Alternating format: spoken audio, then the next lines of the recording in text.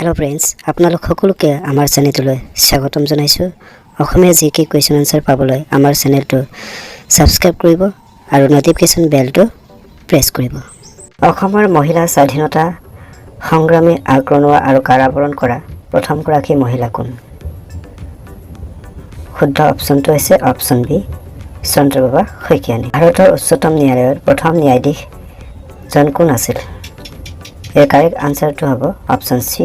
পার্বতী কুমার গোস্বামী অসম বিধানসভার প্রথম মহিলা উপাধ্যক্ষ গৰাকী কোন কারেক্ট অপশনটো হৈছে অপশন বি বনেলি খংমেন সর্বপ্রথম ভারতের কেন্দ্রীয় মন্ত্রীসভাত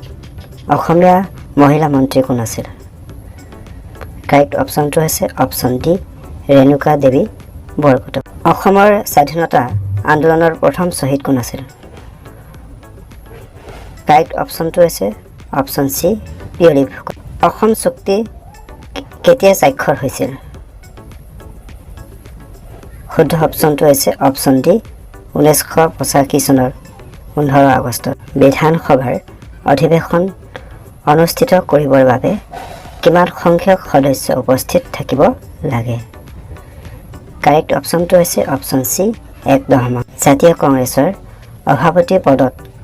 অধিষ্ঠিত হোৱা প্ৰথম গৰাকী অসমীয়া ব্যক্তিগৰাকীৰ নাম কি কাৰেক্ট অপশন হৈছে অপশন সি দেৱকান্ত বৰুৱা ভাৰতীয় সংবিধান ৰচনা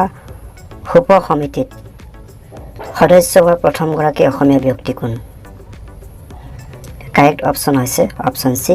সৈয়দ মোহাম্মদ সাদুল্লাহ 1930 চনত অনুষ্ঠিত লণ্ডনৰ ঘূৰণীয়া মেচমেলত প্ৰতিনিধিত্ব কৰা অসমীয়া ব্যক্তিগৰাকী কোন কাৰেক্ট অপশন হৈছে অপশন ডি চন্দ্ৰধৰ বৰুৱা অসমৰ কোন গৰাকী ব্যক্তিয়ে প্ৰথম গৰাকী অসমীয়া ৰাজ্যপাল ৰূপে কাৰ্যনিৰ্বাহ কৰিছিল কাৰেক্ট অপশনটো হৈছে অপশন এ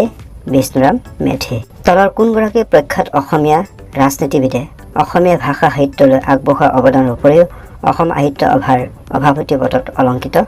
কৰিছিল কাৰেক্ট অপশন হৈছে অপশন বি হেম বৰুৱা অসমৰ চাহ জনগোষ্ঠী সম্প্ৰদায়ৰ প্ৰথম গৰাকী মহিলা মন্ত্ৰীৰ নাম কি কাৰেক্ট অপশন হৈছে অপশন এ ৰূপম কুৰ্মী অসমৰ প্ৰথম গৰাকী ৰাজ্যপালৰ নাম কি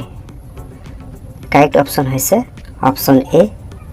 এনৰি জোচেফ টুইনাম অসমৰ প্ৰথম মন্ত্ৰীসভাৰ সদস্য কোন আছিল এৰ কাৰেক্ট অপশনটো হৈছে অপশন ডি সুৰেন বুঢ়াগোহাঁই অসমৰ প্ৰথম উচ্চ ন্যায়ালয় অৰ্থাৎ গুৱাহাটী হাইকোৰ্ট কিমান চনত স্থাপিত হয়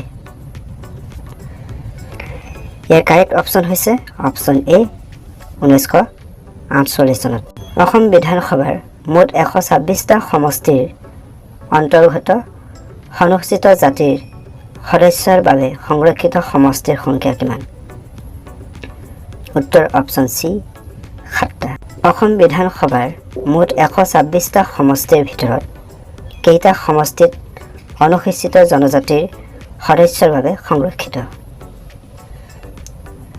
ইয়াৰ শুদ্ধ অপশনটো হৈছে অপশন সি 14টা